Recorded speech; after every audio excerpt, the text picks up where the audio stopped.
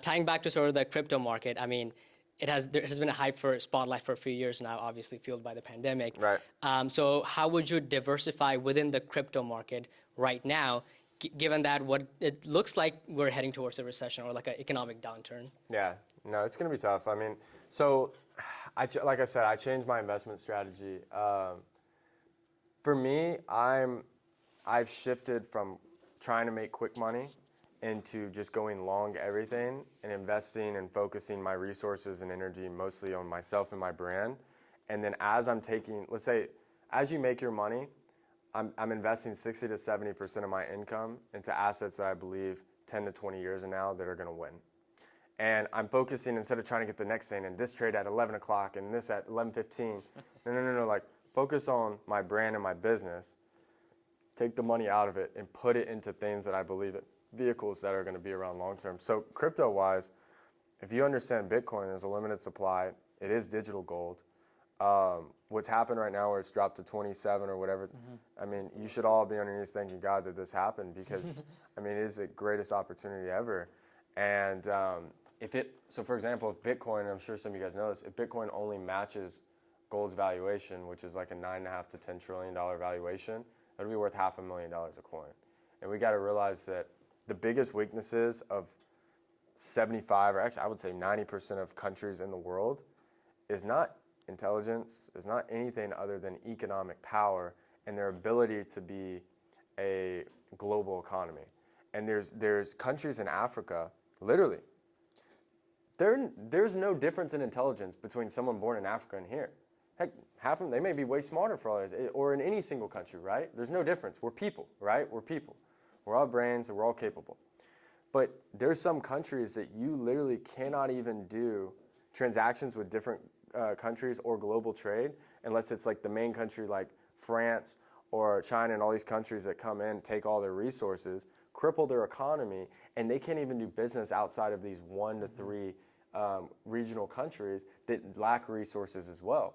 So you have these incredibly talented people that are hardworking people that are talented that can't even compete at a global scale because of currency.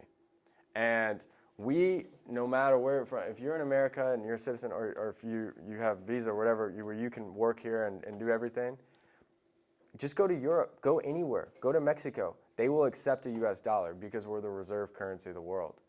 And our federal government, our Federal Reserve in our politics, take away right and left and everything, has severely hindered the growth of the United States because they have just crushed the buying power of the US dollar, and we're about to lose, we're on the brink of losing as a reserve currency of the world. Being the reserve currency of the world, that's why we can sanction countries and put them into corners and we don't have to go to war. When you take that away, things change and leverage changes. But I do think that if you can have a global currency where I can be on a Zoom call with a person in South Africa or in Kenya or in Ukraine or in any single place in the world, or I'm in the metaverse, so let's say when that stuff happens, or I'm doing a transaction, I can do an instantaneous transaction without going through any middleman, any bank, any person that can hold and take my funds instantaneously. That is power. And so we're going into a global economy, and as these unbelievably talented, hardworking people that are going to be huge for the future of our global economy, if they have a fighting chance, there is businesses and ways to help them, to help you, and to help every single person out there. And so I do think in some form, and I'm glad that as a whole, the United States is adopting it because this industry is great. But it's going to be exciting to see what happens. But there's a lot of innovation around it, and even if you're not involved in crypto. I know commercial real estate, there's a commercial realtor that I know really well that's done great. And a year ago, I was like, hey, I'm starting this crypto mining company. You need to know about crypto. It's going to be involved in real estate. You have to know. He's like, oh, whatever. But then he started researching. Next thing you know, he's in Houston and Austin and Dallas, and there's a lot of infrastructure and power plants out there that are just sitting there that are 200, 400 megawatt power plants that no one's using. Thank God he talked to me one time. He ended up talking to a couple crypto people. They banned mining in China.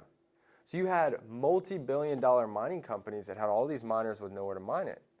All of a sudden, He's a commercial realtor, cuts a deal to be exclusive realtor for these 2, 4, 5, and 800 megawatt power plants, and is now brokering deals of massive with Bitmain, with these huge companies, where if he's making a 1 penny on all this stuff, he's going to make more money in a year than he's made as a badass commercial real estate. I mean, I'm talking one of the top in the country. Mm-hmm. He'll make more than he ever did because he's innovating, and no one, I saw him at big mining events or the Bitcoin event in Miami.